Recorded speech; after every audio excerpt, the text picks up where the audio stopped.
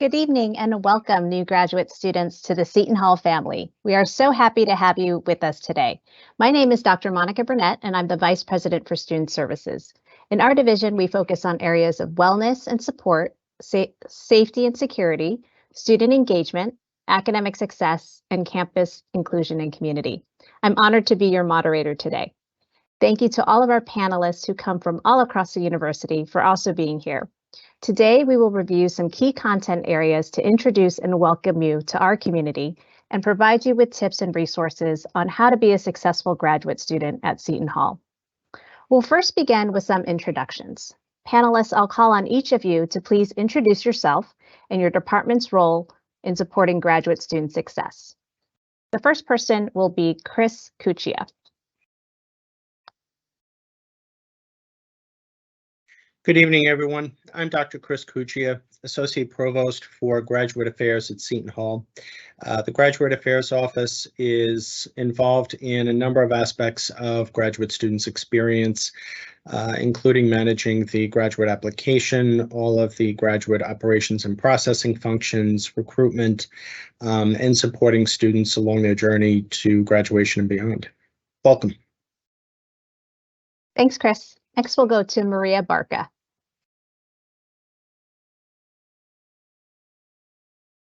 Hi, everyone. My name is Maria Barca, and I am the lead instruction librarian here at Seton Hall. It is really great to be here with everybody. Part of or I should say, one of the major roles of the libraries for graduate students is that we are here to help you through any of your classes, and especially through those really, really big parts of your degree, such as your dissertation or any sort of final project that you'll be working on in order to attain your degree. So we are always here if you have any questions, whether it's you need to do a literature review and you need help finding sources, or you need to analyze data and you have no idea where to start. We are here for every step of the process, and I'll talk more about that during the presentation. Awesome. Thanks, Maria. Next, we have Paul Fisher. Good evening, everyone. Welcome to Seton Hall. I'm the Associate Chief Information Officer at the university, and I'll take the opportunity to tell you all about your technology support and tools that'll help you through your graduate career. Go Pirates. Thanks, Paul. Next, we have Norma Rubio.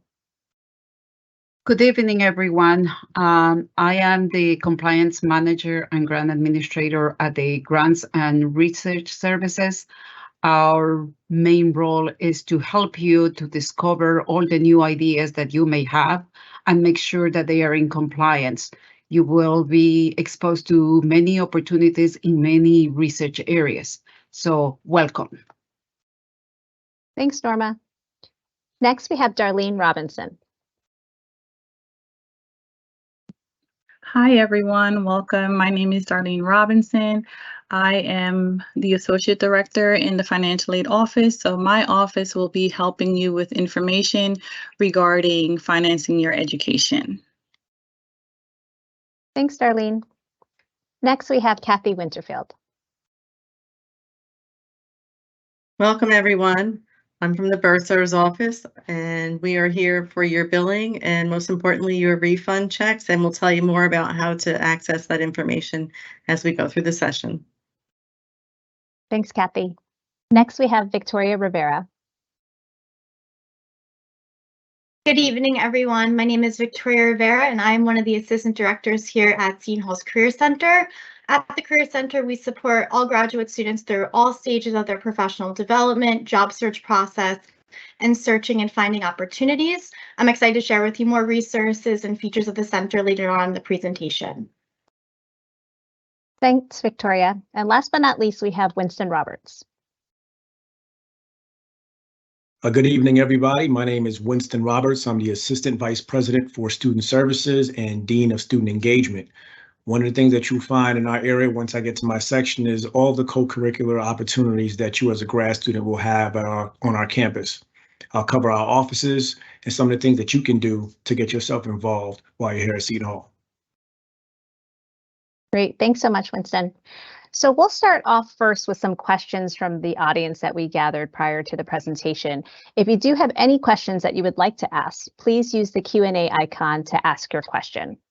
So the first question revolves around academics. Overall, graduate students are really excited to begin their academic journey here at Seton Hall. So this first question is for Chris. Chris, can you please provide a brief overview of academic graduate services? And where should graduate students go if they have questions about their academic program or advising?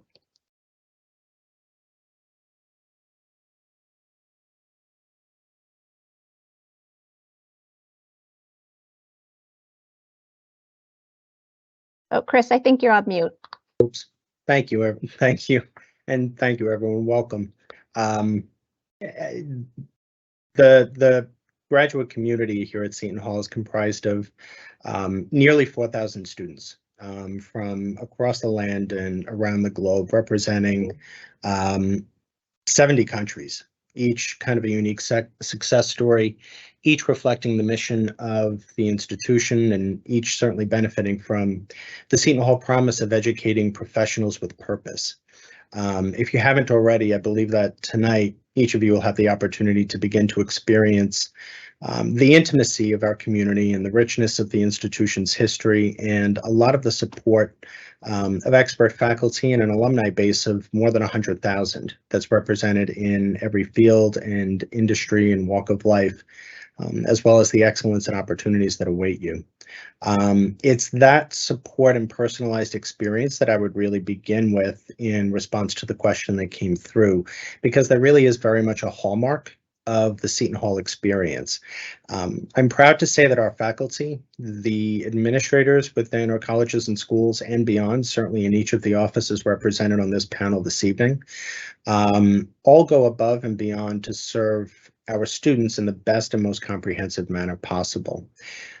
A lot of the most critical kind of central services available to graduate students are represented on this panel. As you heard already, this is a wonderful opportunity to hear from colleagues of mine in financial aid and information technology and university libraries and well beyond.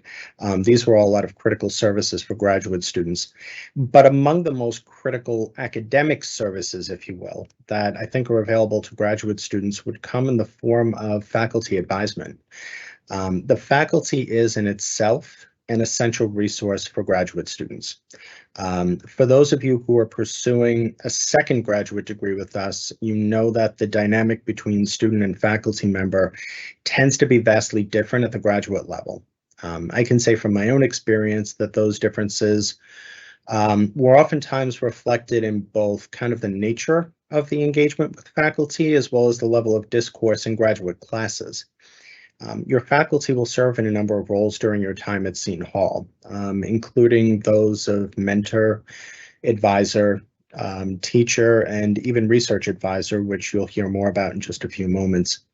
Many of you have been assigned a faculty advisor already, and for those of you who haven't, you may expect to receive such information prior to your first class with us.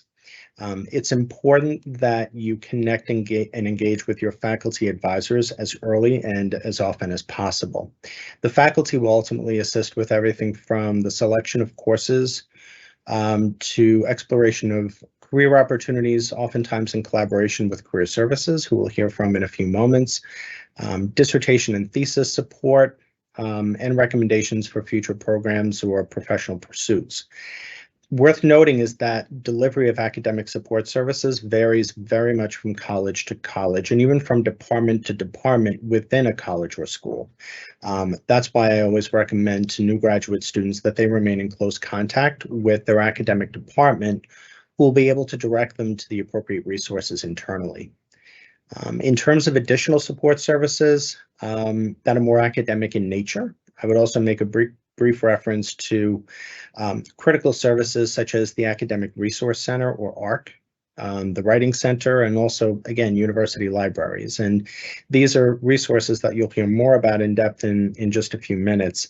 But suffice it to say, the Academic Resource Center can assist graduate students with critical components of graduate life, such as like time management and work-life balance and even test-taking strategies. Effective writing skills and the ability to convey ideas and research in writing are essential aspects of any graduate experience, and the Writing Center provides both synchronous and asynchronous tutoring writing services in that regard. And university libraries, as we heard even already, offers subject librarians and research support, among other services that can be extraordinarily beneficial to graduate students. Scholar study rooms are also available to graduate students as kind of a quiet place to conduct research and complete assignments. For those who are studying with us from abroad, the Office of International Programs will also remain a critical support service to assist in your acclimation to the university and to help you settle on campus successfully as a new international graduate student.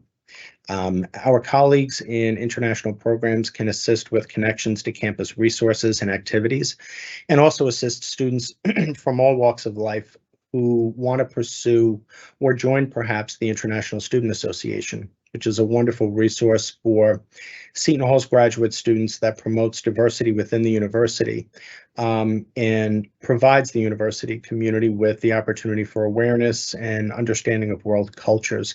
The association meets weekly in the Multicultural Room located in the Global Commons. And then finally, a resource to graduate students that I would encourage everyone to familiarize themselves with is the Graduate Catalog, which contains a wealth of information that is both common to all graduate programs and even some that's unique by program. The most recent 23-24 Graduate Catalog will be out and can be accessed via the university's website, which is shu.edu. So having said all that, I will turn it back over to Dr. Burnett, who will introduce our next speaker. Great, thanks so much, Chris. I liked what you said about accessing resources early and often. That's definitely something that we speak to all of our students about as well. So the next section talks a little bit more about academic support. You alluded to our wonderful university library. So many of our graduate students often ask about academic support, specifically from the library. So the next question is for Maria. What services does the SHU Libraries offer, and how does it stand out?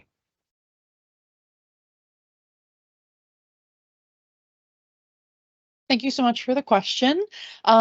First, I just want to say that I cannot speak more highly of our libraries here at Seton Hall, and I'm not just saying that because I'm a librarian here. The librarians here are some of the most passionate, driven people that I've ever met, and I'm so grateful to be able to work alongside them. And I'm really, really thrilled to know for every incoming body of students, they will also have the opportunity to work with the librarians here. It's really not unusual to meet graduate students, for example, when they're admitted to Seton Hall and they're starting their program, and they reach out to us because they need help in a course. And over time, they form rapport with our librarians. And next thing you know, a few years down the line, when somebody's defending their thesis or their dissertation, we get invited to the defense because it's a really big moment that they really want to share with us, which is so wonderful. And so I really think this helps us kind of stand above the rest. And I was just talking to the Dean of Libraries about this earlier. You have these really huge universities with these huge libraries, and you kind of run the risk of always just feeling like an anonymous face in the crowd. You also have these really, really small liberal arts schools where you don't have as many resources. And the libraries here at Seton Hall are really in that sort of just right area, where we have a lot of resources. I mean, more than you know what to do with, which is always very exciting. But we also have a nice mid-sized team of librarians who are ready and willing to help you with whatever question you have, right? No question is a dumb question. And we are always willing to drop what we're doing and help you with whatever you need help with. I would probably say the biggest service that we provide that kind of makes the library stand out especially is our research data services team. This was a team that was actually created from the libraries, which is pretty unusual. You tend to see, any sort of data services group maybe out of a data science program at a school or a computer science program at a school. But our research data services team was, created by two librarians who were really, really brilliant. And they worked together to create this group and have since hired a bunch of librarians to be a part of it. So it's this really robust group now that can help students, especially graduate students, with data. You might think right now, I'm never going to handle data. I'm in this program and we don't use data. You never know. We live in a world of big data now.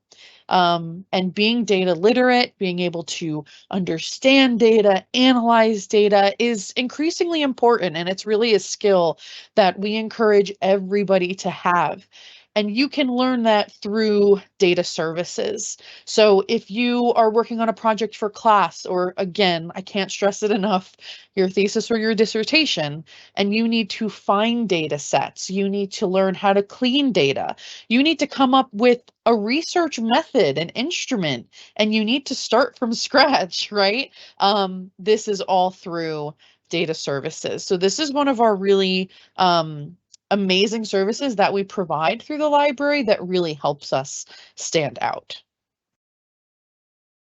Awesome. Thanks so much, Maria. And you can see on the screen ways for you to also connect with our Seton Hall libraries as well. So another question that we get regarding academic support revolves around technology support. So the next question is for Paul. Can you explain the various technology support available for graduate students? Sure. So thank you for the opportunity to talk to the group of our incoming grad students. You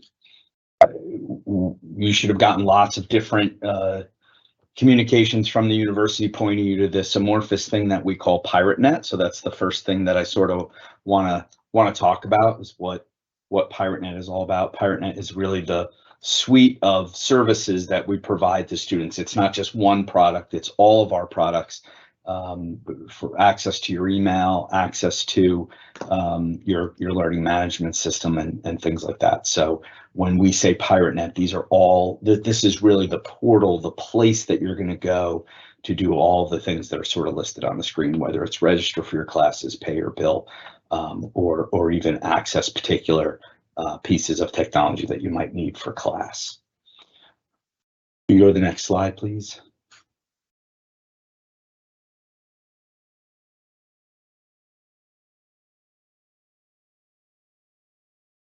So we have lots of different learning technologies on the campus. We do have standards that we hope that all of the faculty use in order to make the student experience a little bit more seamless. We don't want everybody jumping around, but I want to take a minute and describe the different technologies that you'll probably encounter in many of your classes. So like today, we're on Microsoft Teams for this event.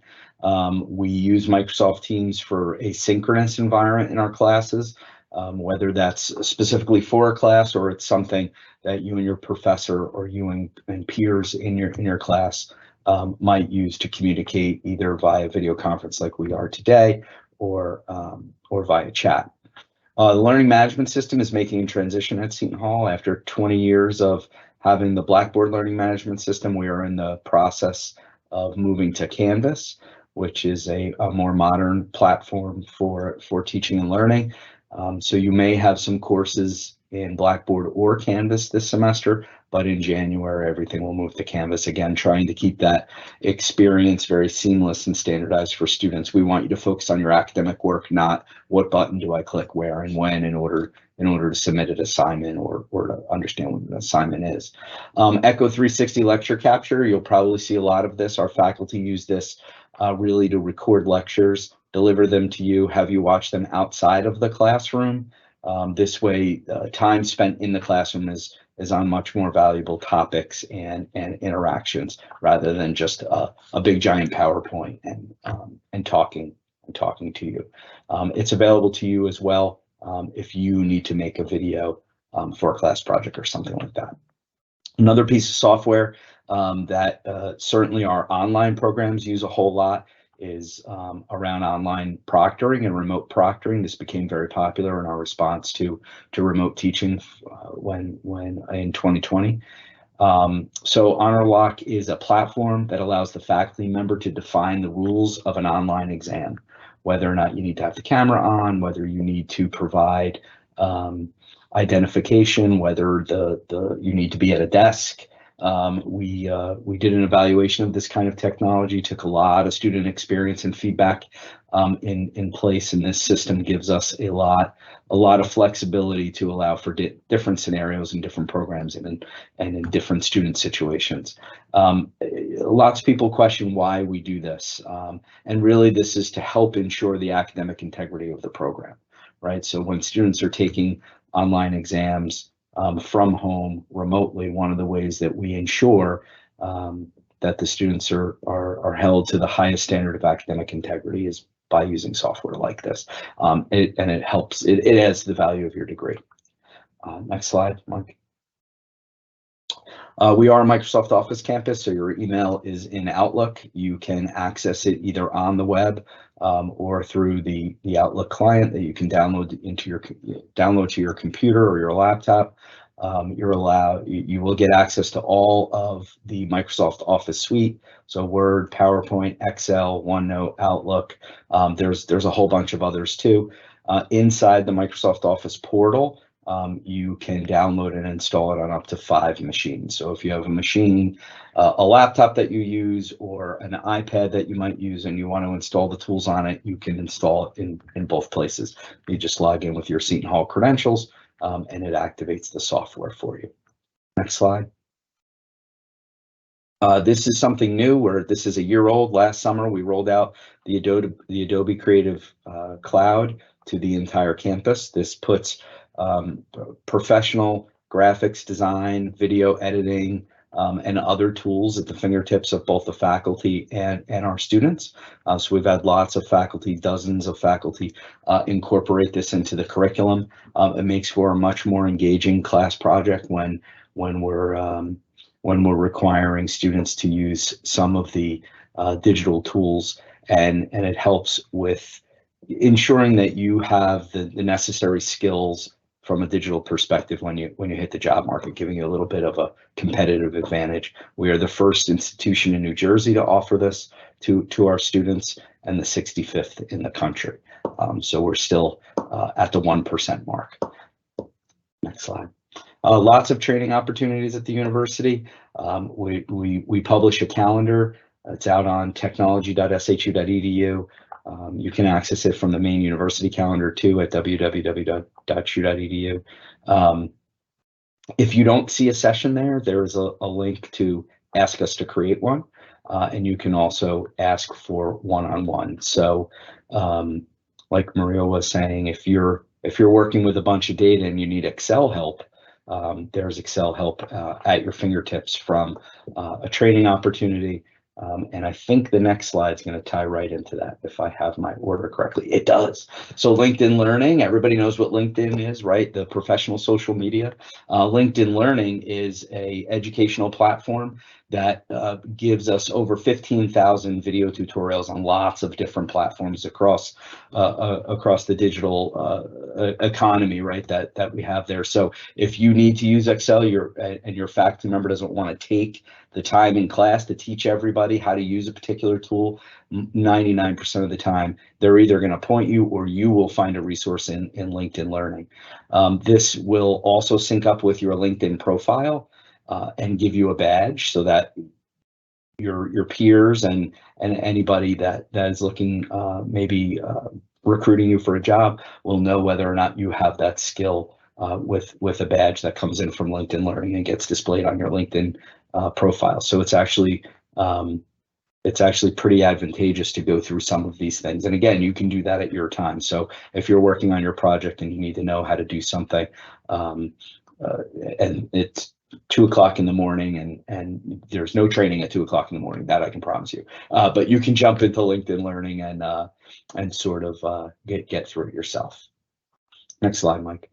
Two-factor authentication. Everybody lives with this now. We probably don't even need this slide anymore, but we do require everybody to set up their phone so that when you're logging in through PirateNet or any service at the university, you're either going to get a text message or a push notification from the Duo application. Many of you might have been through this already if you've been through your, if you've accessed PirateNet or your email to through the online portals, because it forces you to do this when you first get there. But if you have any issues with it, the next slide is going to outline all of our technology support options. servicedesk.shu.edu will bring you directly to the service desk portal. You can check on a problem that you might have reported. You can open a new problem. It has knowledge base articles. If you want to know how to add Seton Hall email to your phone and things like that, we do have a 24/7 phone line, 973-275-2222. That is available 24 hours a day, 7 days a week. It's a service. They have all of the knowledge and all of the integration into our systems that our own employees have. So they are really the best people to help you if you're having a technological problem of any kind, right? Even a piece of software that we don't support, they'll do their best to help you get through it.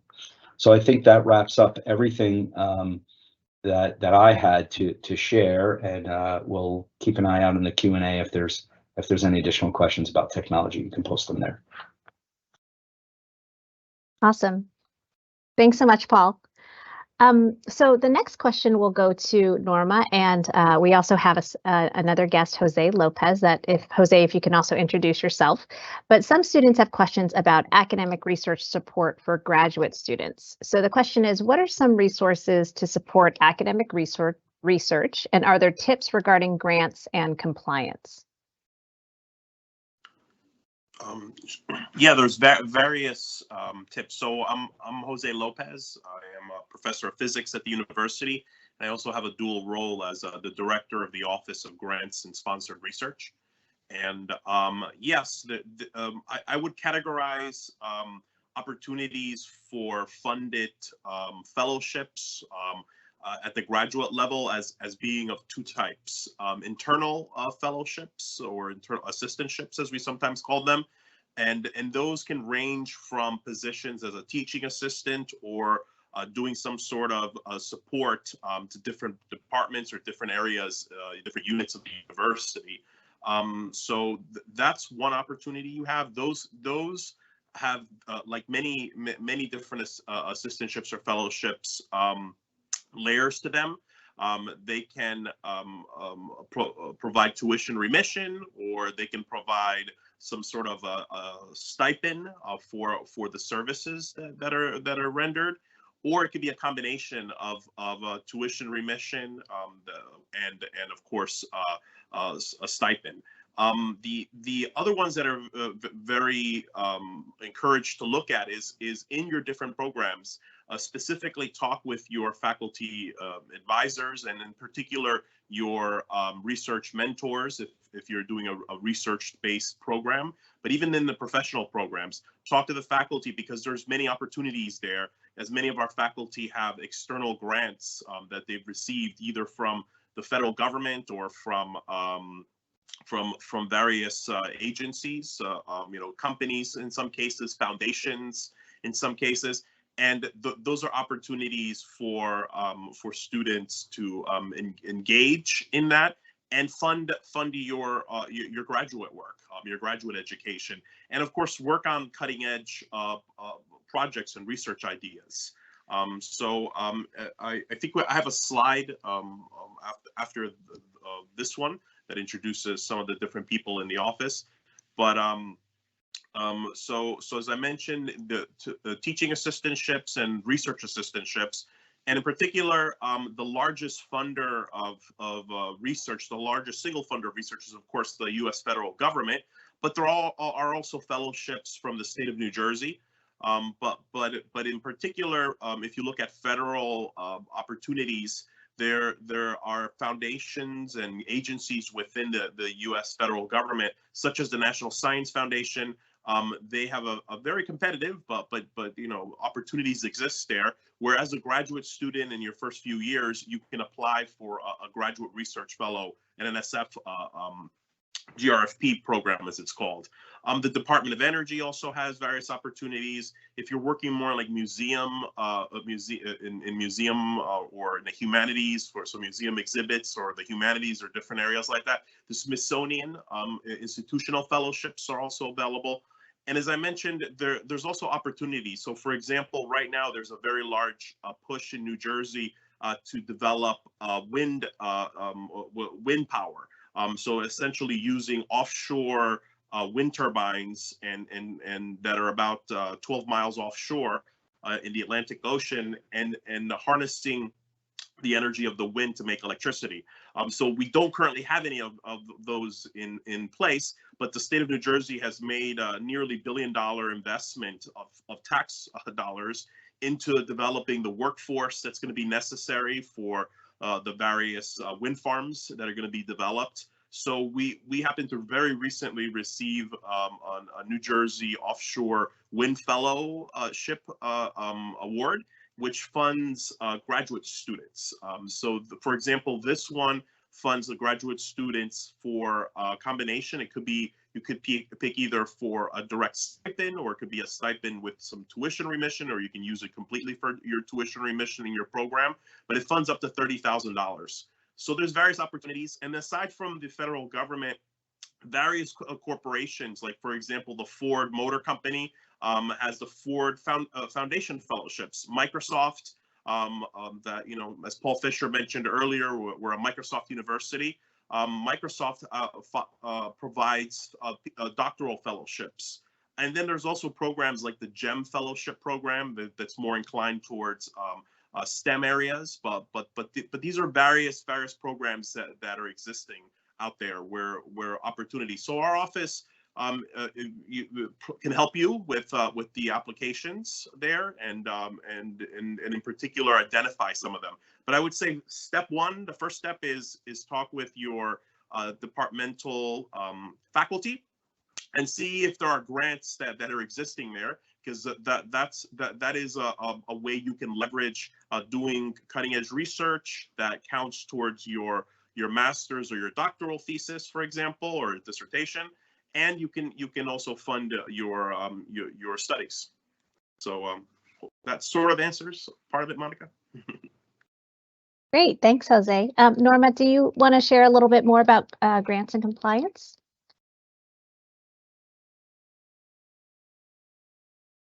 After Jose speaking about all research areas, research works in parallel with compliance. Compliance in many areas: human subjects, animals, privacy issues, conflict of interest.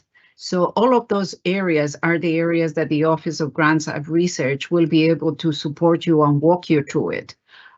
We do have the committee for the human subjects, the Institutional Review Board.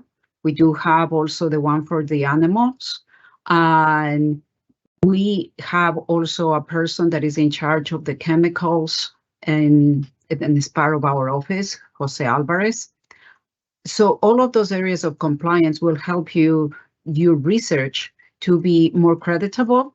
And for you, if you're involved with a faculty member, it's very important that we follow the guidelines, the federal government guidelines, as the state government, and also the Seton Hall guidelines. So I'll explain a little bit more in the presentation.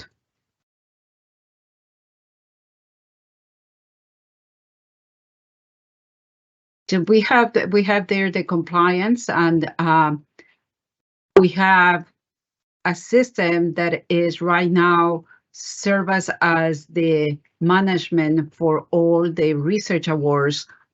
We have two modules, the sponsor projects module and the human ethical module, which deals with the IRB, the Institutional Review Board. So, and in that also it links a lot to your thesis. We work a lot with the librarians on that to make sure that you have all the documentation required for you to graduate. The application is fully electronically. The revision of the application is also electronically, and you will get emails regarding the status of your application. The revisions are done by specific members, faculty members of Seton Hall University in the many areas. They are the ones that they read and review, and we make sure in the office that everything makes sense to you. And if you have any issues in just trying to put the information on it, please contact us. You have the IRB at shu.edu. We have the grants office at shu.edu.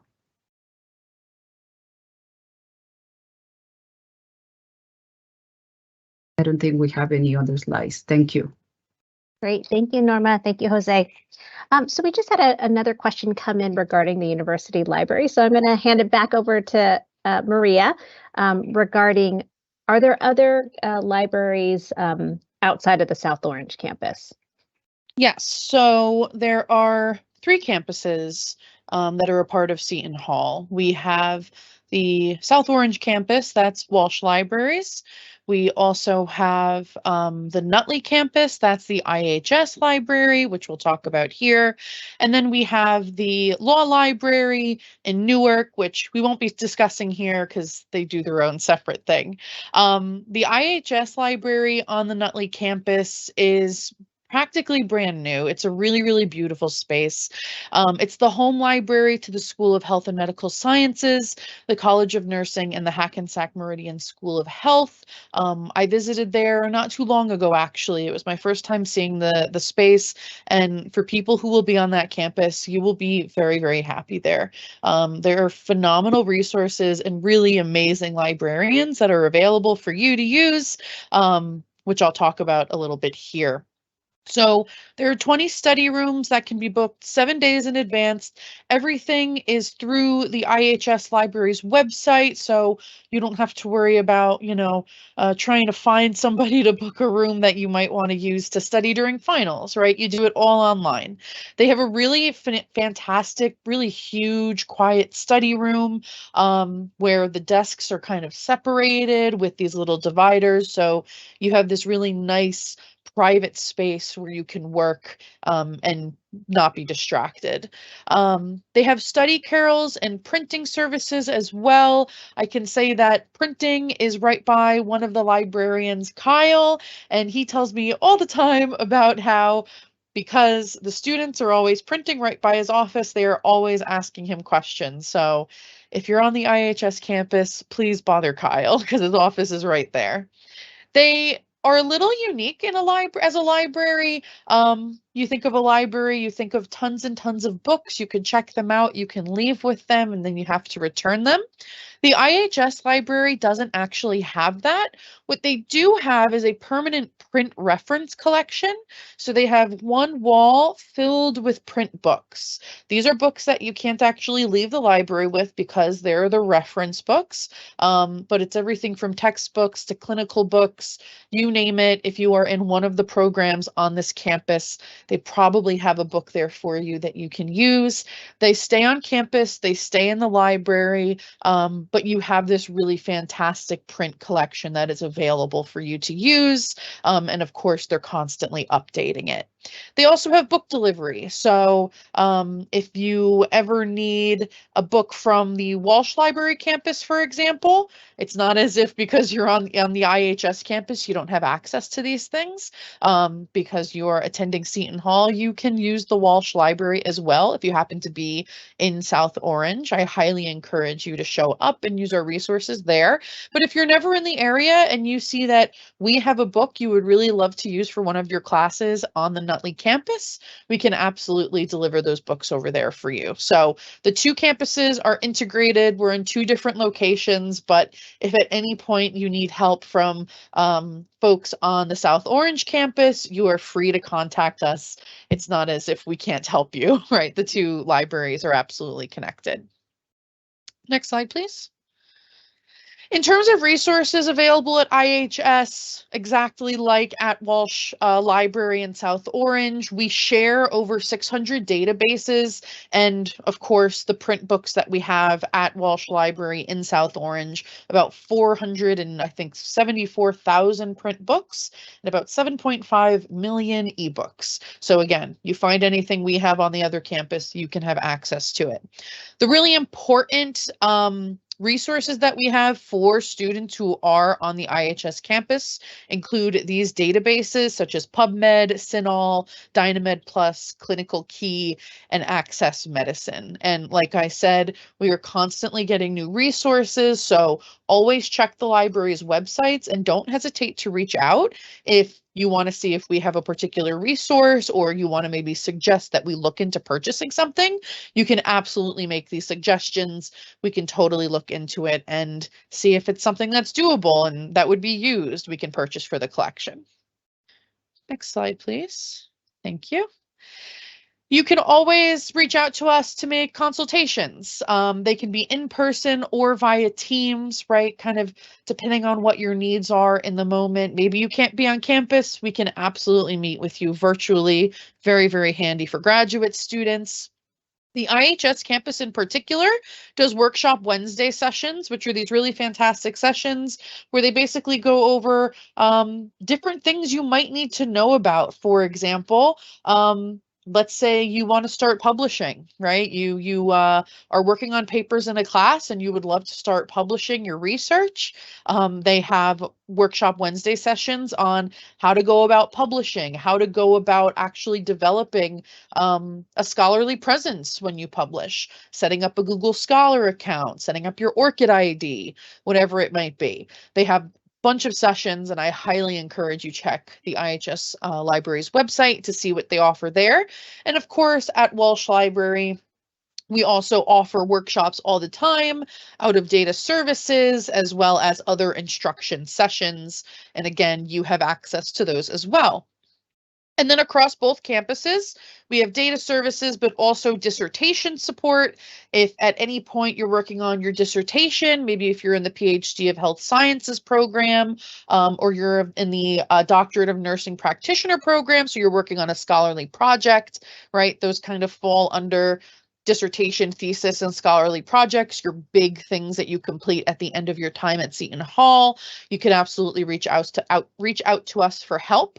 The big thing about dissertations, theses, and scholarly projects are that they come to us before they then get released to the world. So I highly encourage, before you even start on your projects, before, when there's still just kind of an idea in your mind, reach out to us and see what do we do when you're ready to submit your papers. What do those kinds of hurdles look like? Because that will make actually submitting it so much easier, I promise. So if at any point while working on your dissertation, your thesis, or your scholarly project, you think you need help, whether it be for formatting, for citation use, for copyright questions, or even you're just curious, what does the submission process look like? What is this final thing I have to do in order to get my diploma?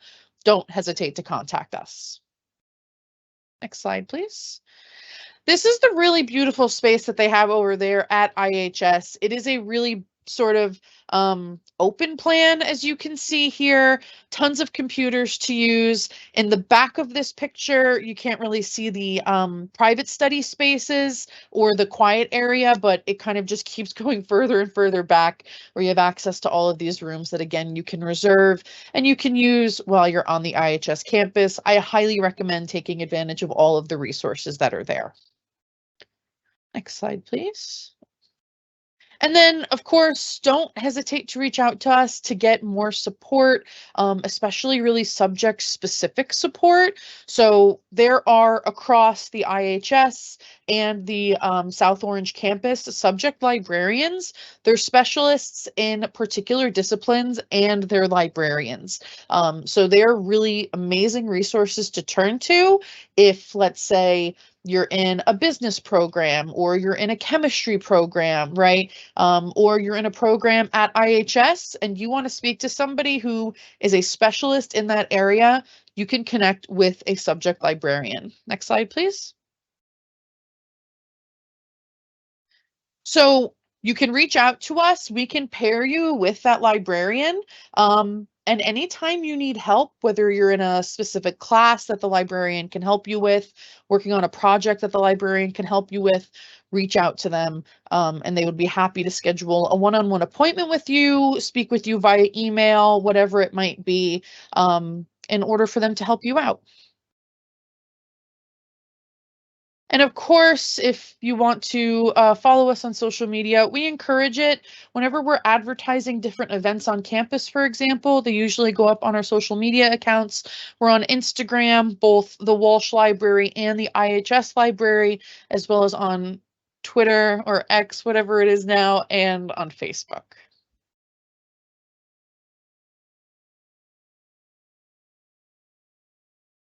Great. Thank you so much, Maria. So the next section talks about financial support. Some of our graduate students are concerned about financial aid options. So the next question goes to Darlene. What is a typical financial aid experience or process for graduate students, and what are the requirements to receive financial aid? We also just had another question come up about where they can find out about more graduate scholarships. Okay. My name is Darlene Robinson. I'm the Associate Director in the Financial Aid Department, and I will gladly assist you with some information regarding how to finance your degree, and just help you along the process. Next slide, please. First, we would start with graduate assistantship and scholarships. To assist you, we do have some graduate assistantships that you would apply for. There, basically, you would be working in a particular department, such as TA, completing research, and it will be covered. Some of your tuition would be covered. In response to that, we have graduate scholarships. We have the University Graduate Scholarship, as well as the Endowed Scholarship. In addition, we have some fellowship and scholarship databases that you can feel free to go in, check out, and apply to assist you. Next slide, please. Regarding financial aid, your first step would be filing the FAFSA. The FAFSA is the free application for federal student aid. Before doing that, I would suggest that you apply for a FAFSA ID. Your FAFSA ID is basically a 4-digit PIN number that you will create and use to sign your FAFSA electronically. Just keep in mind, FAFSA has to be filed each academic year. And in order for the FAFSA to be delivered to Seton Hall, our school code would need to be listed on the FAFSA. Our school code is 002632. If you have questions, you forget that, just please email us. We'll be able to help you with that. Next slide, please. After filing the FAFSA, what you will be awarded in regards to a graduate student would be your federal direct unsubsidized loan. This loan is federally guaranteed, and it's a total amount of $20,500, which is divided into 2 portions, $10,250 for the fall, $10,250 for the spring. The loans are unsubsidized. That means that they are currently accruing interest at the time they begin accruing interest at the time of disbursement to the school. Right now, the interest rate is fixed at 7.05. That actually recently updated as of July 1st. Our loan origination, in order for the loans to be dispersed to the school, the lender actually takes out a portion of that, which is called the loan origination fee.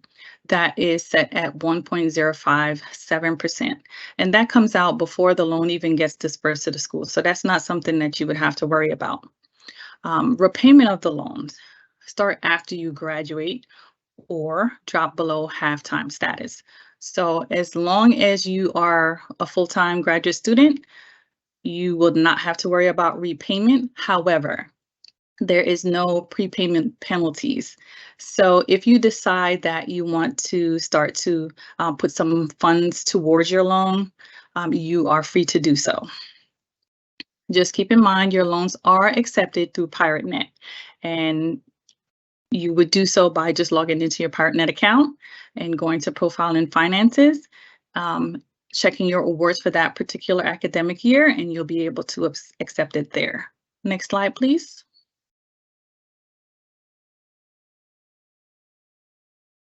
We have other options to assist you just in case the direct unsubsidized loan is not enough to cover your full academic program. We also have the Graduate Plus loan. You can do so by visiting studentaid.gov. That application is available there. You can also find additional information regarding private loans or alternative loans on our Elm Select database.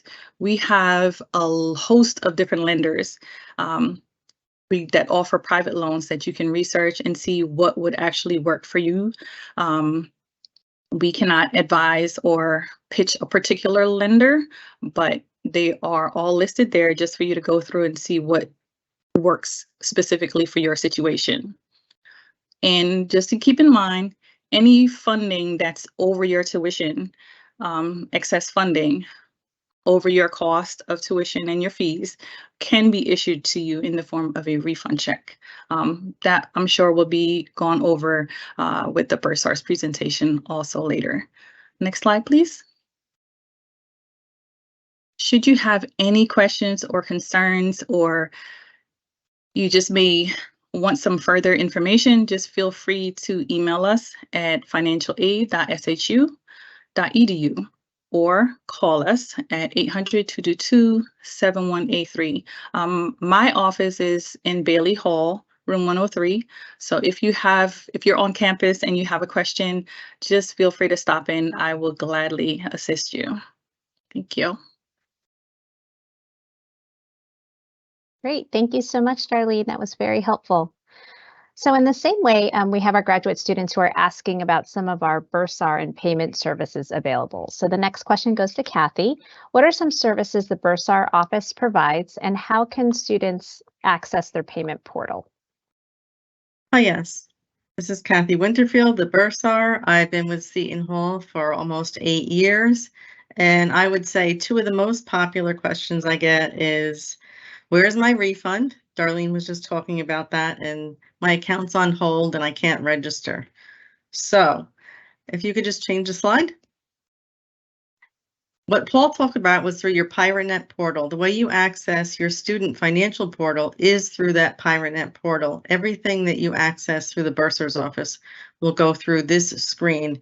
One thing about this is it's sometimes a little hard to find. The continue button is on the bottom left-hand side.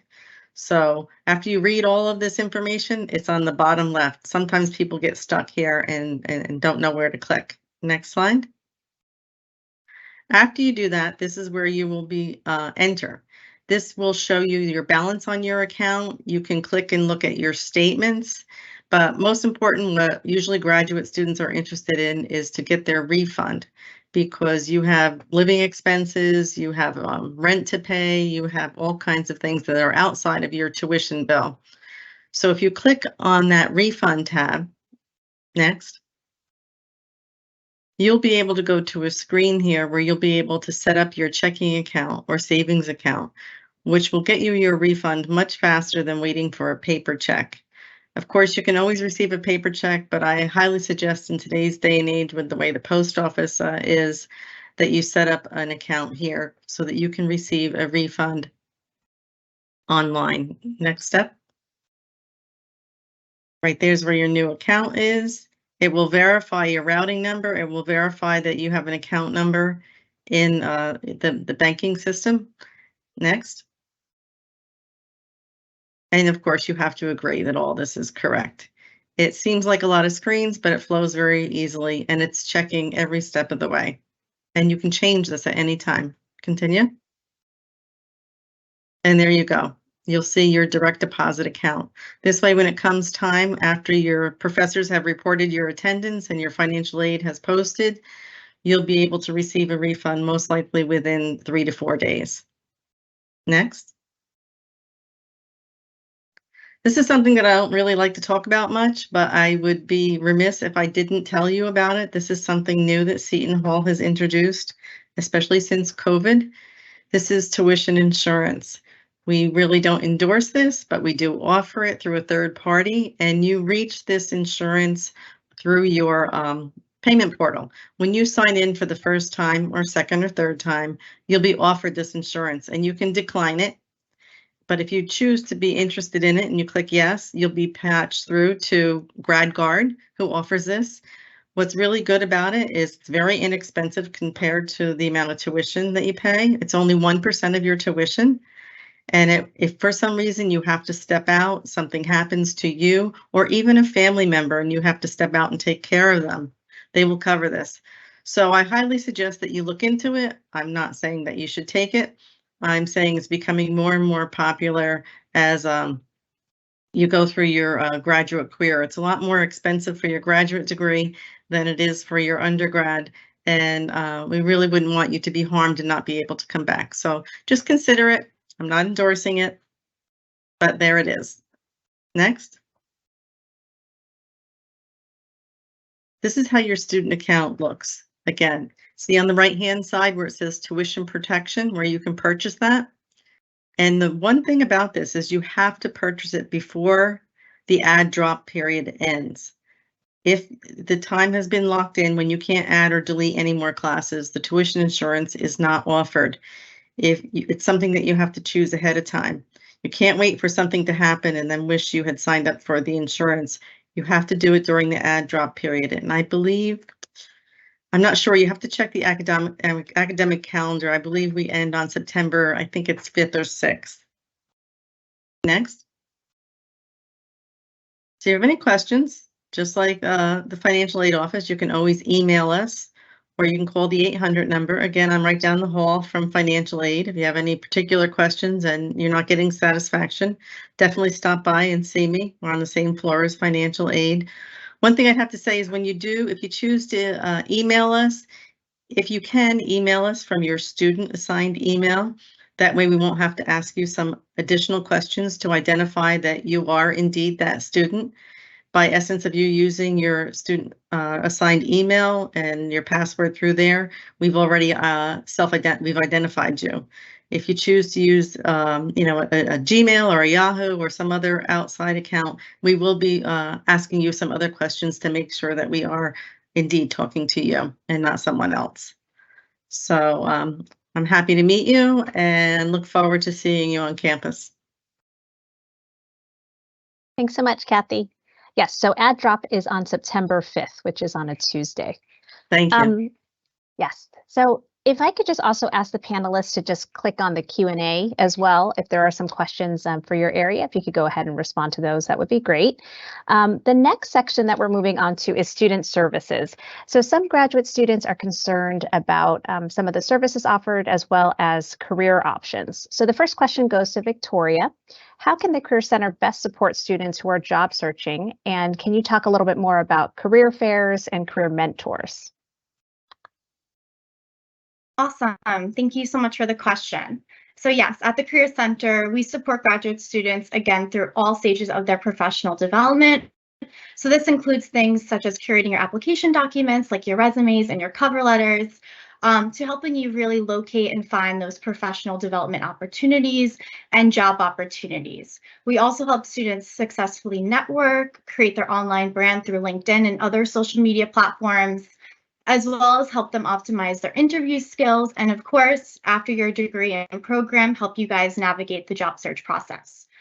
So in addition to your professors, colleagues, and administrators in your individualized graduate programs, our Career Center, located also in Bailey Hall on our South Orange campus, is here to help you succeed professionally and help you land those fellowship opportunities, research opportunities, and all postgraduate job opportunities outside of your dedicated practicums and clinical field placements you may be experiencing through your graduate programs.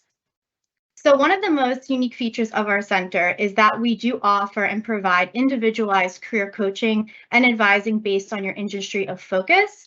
So we have a variety of advisors who specialize in different specific industries such as STEM, business, communication, the arts, health sciences, and the arts and sciences fields. So depending on where you are in your graduate program or where you want to go in your career, we have a dedicated team of advisors who are working specifically with those employer relations to provide you with those professional opportunities and facilitate those targeted industry networking events and forums on campus.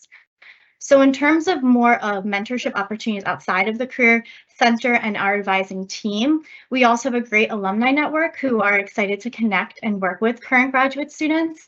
So that is awesome. And we also host a variety of professional networking events and recruiting events throughout the academic year that are always open to our graduate students. These include our large and small industry career fairs, our networking forums, we have panel events, sometimes we have guest speakers, employer info sessions. We even sometimes host select employers on campus at the Career Center to host on-campus interviews where employers come in and interview for specific roles and positions and are specifically looking to recruit Seton Hall students. Next slide, please. These are just some of our examples of the events that we have had in the past. For example, we host an annual fall and spring career fair, which we have over 100 employers come to campus who are specifically recruiting for Seton Hall students, alumni, and graduate students. You can see from some of the images, some of the logos of the employers who have been on campus in the past. And we also host some more of those targeted industry-focused events like our Media, Sports, and Marketing Networking Forum and our Health Expo that are, of course, open to our graduate students and alumni. Next slide, please. And finally, we have many great resources for you to take advantage of during your time at Seton Hall. So all graduate students have access to Handshake, which is our main job and internship platform, where employers are directly connecting with Seton Hall to recruit from our student population. And this is a great opportunity for you to utilize this amazing platform when you're searching for those job opportunities or even fellowship opportunities during your time in your graduate program. We also have an Instagram where we post our events if you wanted to follow. And along with our LinkedIn group, we have a great alumni LinkedIn group where we are able to connect students with those alumni who are, very eager to work with and connect with our graduate population. And finally, we have a really awesome space in our center, our Pirates Closet, where it's a room of generally used professional clothing, where if you're in need of any professional attire for an interview or any professional development opportunity, you're always welcome to come to the center and utilize what you need. So if you have any questions, you can always reach out directly to my email. I'm happy to help you in any way that I can. And we're also, again, located in Bailey Hall near the Bursar and Financial Aid offices if you need to pop in for anything. Great. Thanks so much, Victoria. So the next question, as we think about the fall, some graduate students are asking about student engagement and other support services and opportunities. So the next question is for Winston. As a graduate student, what extracurricular activities or clubs are there? And is there a graduate student association? Good evening once again. My name is Winston Roberts, Assistant Vice President of Student Services. I've been at Seton Hall for 15 years, so I've had the opportunity to kind of see all that our campus has to offer during that time. So just to give you a quick rundown of our areas, what is considered in our area, we have these two campuses, both on our South Orange and Nutley campus. And for both of them, we do have offices that are dedicated to student engagement. And within the office on our South Orange campus, we do have our fraternity and sorority life, which is run by our Assistant Director, Samantha DeMars. We have our Student Government Association and our clubs and organizations, where I'll talk to a little bit more detail momentarily, which is run by our Assistant Director, Emma Murphy. We have our Student Activities Board, which is co-advised by our Assistant Dean of Student Engagement, Allison Sotolongo, and our Assistant Director, Alyssa Byer. And then on our Nutley campus, we have Lorraine Gardner, who oversees our operations there, and Lori Reed, who's our office manager. Now, through all of this support, we are able to provide what I would like to call a robust opportunity for our graduate students to participate on the campus. One of the things that you'll notice is that as far as resources are concerned, we do have the Academic Resource Center, which is run by Nicole Paternoster. It's a great resource for our graduate students. It's not only for our undergraduates, but it does provide tutoring services for all of our students. And along with that, we do have our Writing Center. Now, our Writing Center does have opportunities specifically for our upper class students, including graduate students, to assist them in their level of writing. As you've heard, there are, whether it be your dissertation, other projects, this is an opportunity for you to hone in on your skills.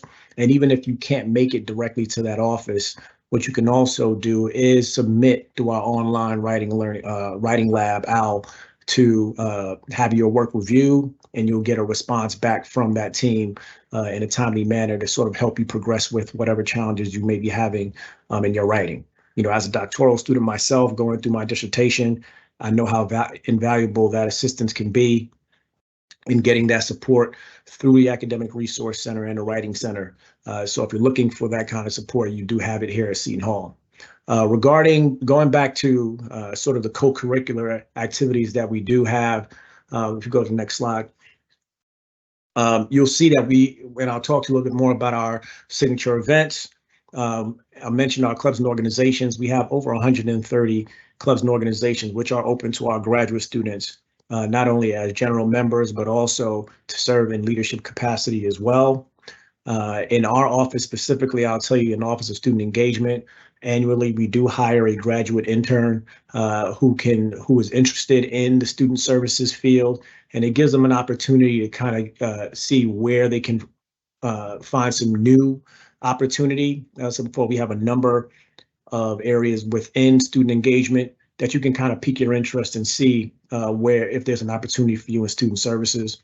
Because along with what I'd mentioned before, we also have our new student programs, which is our orientation program for our undergraduate students, which is run through our space. So even as a graduate student, this is an opportunity to open some doors and find something new that you may be engaged in. Next slide, please. Before I move on to answering the question about the Graduate Student Association, one of the things that we have done with this Engage platform, as you see here, is make the engaging on our campus a lot simpler. Using the Engage platform along with Cork, which is its companion app, not only can you sort of curate your experience as a student on our campus, find the things that you're interested in participating in, participate in those things. So all of our clubs and organizations are housed within Engage. It allows you to work around your schedule. For me, many of my classes were at night, so I had, I'm working during the day, but it allows me to kind of see where those gaps are and fill those things with engagement opportunities. And it also connects you to those students who are doing those things as well. So I think for all of you, signing into Engage, getting acquainted with it, and you can go to the site right now to see there is a public facing aspect to it, which allows you to see what programs are already happening and being planned. And then as a student, you can sign in and get a more in-depth look at the Engage platform itself. And then using the Cork app, you can once again build your calendar and get involved in all the things that you would like to. Now, you do have the opportunity to also create on our campus, create clubs and organizations. One of the things you may note is that depending on the school that you are in, there may already be some graduate organizations that do exist. As I said before, as a doctoral student in the education leadership program, we do have HEXA, which is the graduate group that we use. So depending on what your specialty is, there may already exist some programs within those academic schools. Next slide. Some of those signature events that I had noted before, which are very sort of integral to the experience at Seton Hall. Christmas at the Hall. We are the #1 campus in the United States for Christmas. We usually have a large campus carnival. We have brought some very skilled speakers to our campus, and all these events are open to our graduate students, large concerts, comedy shows. We know everybody likes to pet a nice horse, so we bring therapy animals to our campus on occasion. And then we also complement those with wellness events, once again, to provide you with what we would consider a robust opportunity for you to enjoy your experience here at Seton Hall. Next slide. So regarding the Graduate Student Association, one of those things is where we would need you. We understand that your schedules are busy, but we also want to provide the additional support of a Graduate Student Association. So if it is something that you are interested in and the opportunity to provide some graduate student specific engagement opportunities, this is the space where the Office of Student Engagement is looking for you. So you can see how to get connected to us. You can follow us on Hall Students, but definitely email us at engagement@shu.edu, because we are looking for graduate students to get involved and be the foundation for further graduate student support on our campus. So if there are any questions, I'll be more than happy to answer those that come up in the Q&A, but please reach out to us via engagement@shu.edu, and thank you for your time. Thank you so much, Winston. So lastly, as we wrap up, I'd like to offer this question to all of our panelists for their perspective. And you could just give a 1 to 2 minute answer. But some things that graduate students ask is, what are a few pieces of advice or a piece of advice that you would give to a graduate student as they prepare their journey to start here at Seton Hall? So we'll go back through the panelists. So again, we'll start with Chris Cuccia.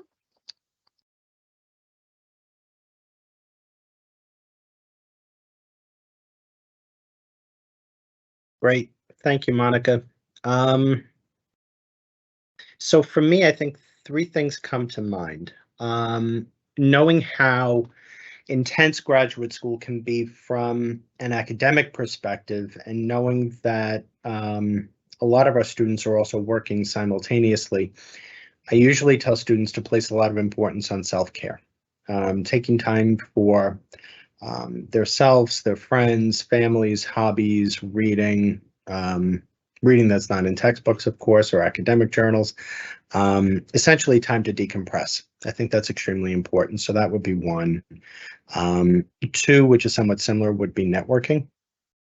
I still am very close with friends of mine from graduate school from 20 years ago, and it's a great networking opportunity, professionally and just personally building out one's network as well. So I would definitely encourage folks to take advantage of that. And 3, going back to, I guess, what I had said earlier, which is really trying to work closely with faculty and getting to know them as well as possible. I know that I emphasized that earlier, but it really can't be overstated. I would always encourage establishing relationships with faculty for benefits from a scholarly and a personal and a professional perspective. So those are the 3 that come to mind for me.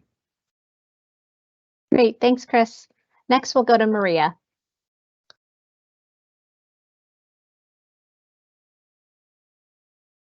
Thank you. As somebody who's been through grad school twice, I would probably say to just keep in mind that no question you have is too small. Don't for a moment think, oh, I shouldn't ask that. Maybe it's a silly question. Or, oh, I shouldn't, raise my hand, or I shouldn't email that person. Maybe I'll be, wasting their time. Because if you find yourself getting into that mindset, you're going to lose every single very valuable opportunity to ask those questions and get a really important answer and response. This is from a logical perspective. You have a question about how something at the university works, like the questions we're getting in the Q&A right now, to you're in a class and you want to kind of probe into some topic further, right? No matter what scenario you're in as a graduate student, the questions you have, the lines of inquiry you want to follow are going to be worth your time. As librarians, we get questions all the time, and so many times people preface it with, I know this is a silly question, but, and I just want to say, no question is a silly question. Whether you're asking us what our hours are at the library to, you know, how do I figure out if this source is peer reviewed or not? Whatever questions you have are going to be very valuable. And I highly, highly recommend always asking them whenever they come to mind. At the university, you have people and resources that are available to you, so be sure to use them readily, and there's really no harm in reaching out. Awesome. That's great advice. Next up is Paul. Well, so it's been a while since I've been in grad school, but it was here. And I guess the best piece of advice is while we have busy lives, many of us are working and going to school at the same time. I think it's really important to get involved. You get out of the institution what you put into the institution. And I think taking advantage of all that the university has to offer, whether it's support services from technology or the Academic Resource Center, or it's these other student organizations that you get involved in that Winston was talking about. I think that it really enhances your educational experiences, and it gives you the network of people that not only you can count on while you're here, but that you can count on after you graduate for many years. Awesome. Thanks, Paul. Next up is Norma. Okay, I'm going to go with the real team and work hard, play hard. So if you study hard, you have the right to enjoy life. That will give you also the satisfaction that what you are doing is to change the future. So work hard, play hard. Excellent. I like that advice. Jose, you're up. So I think one of the great things about Seton Hall is we have a very strong sense of community. And I would say in particular in the graduate program that you're in the department you're part of, the college or the school that you're part of in particular there, a learning community. So the other graduate students, the faculty, everybody is there to learn what is known about that specific area you're studying, but also to kind of take it further and develop new knowledge and new ideas and innovate. And and I think that participating and being part of that community should be your key priority. So I would say be a learner in that learning community and a contributor in that learning community, and then professionally you will become great at what you're looking to do with your career and your life in general. So yeah, engage, as has been said before, and participate in particular in the learning community that you're joining. Great, thanks, Jose. Next up is Darlene. I have to agree with Chris and Maria. I was also a Seton Hall undergrad and a Seton Hall graduate student. So I definitely would say you're working hard, you play hard, but also just remember that in working hard, you have to take care of yourself. Self-care is definitely something that is needed. Yoga, meditation, exercise, getting outdoors, it's all needed. And the more you put into it, that's what you will get out. Your studies will actually be better once you take care of yourself. That's great. Thanks, Darlene. Kathy? There's not much to say after what everybody else has said, but I guess there's two things I'd say is network. You have a great staff and faculty at Seton Hall. Use it to its fullest. And I have to say I've listened differently tonight to my colleagues because I finally matriculated in the graduate program myself. So thank you for that. I've had a different listening. And to the students out there, if you're talking to one department and you have a question about another department and you don't remember how to get there, we all know each other, so we can help you find your way around. No question is stupid.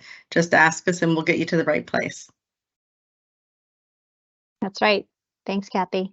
You're Victoria? Yeah, I would say challenge yourself. Don't be afraid to seize the intimidating opportunities that may come about. You're going to be immersed into so many academic and professional and social opportunities that may seem, intimidating and challenging at times, but all of them are there to, be rewarding and fruitful to your overall confidence and your skill sets in those areas. So seize the opportunity and the challenge when you can. Awesome. Thanks, Victoria. And Winston. How are we doing? So as far as advice goes, I think many of you have come from different institutions or undergraduate studies, and you might be married to some of those spaces that you're in. But coming to this campus, I think one of the best things you can do is not just be at the campus, but be a part of the campus. Take advantage of all the opportunities that are afforded to you. Take advantage of the events that will happen. Actually become the pirate, and I think you will find that the campus is a very welcoming place. The campus is a place where you will want to spend time. And as you can see from my colleagues, there are abundance of supports for you here because we want you to truly, be your best self here at Seton Hall University. So I would advise for you to take advantage of those things and use them as best you can. Awesome. Thanks, Winston. So thank you to all of our panelists for that great advice. I can only just add, a couple of things. I think I can speak for everybody on the call, but one of the things that makes Seton Hall really special is that people feel like it's a home away from home. And we really, truly value the home for the heart, the mind, and the spirit. And that comes through our students. So student success is our #1 priority. And we take that very seriously. So we're all here to help you. So please don't be afraid to ask for help. And we really enjoyed spending some time with you today.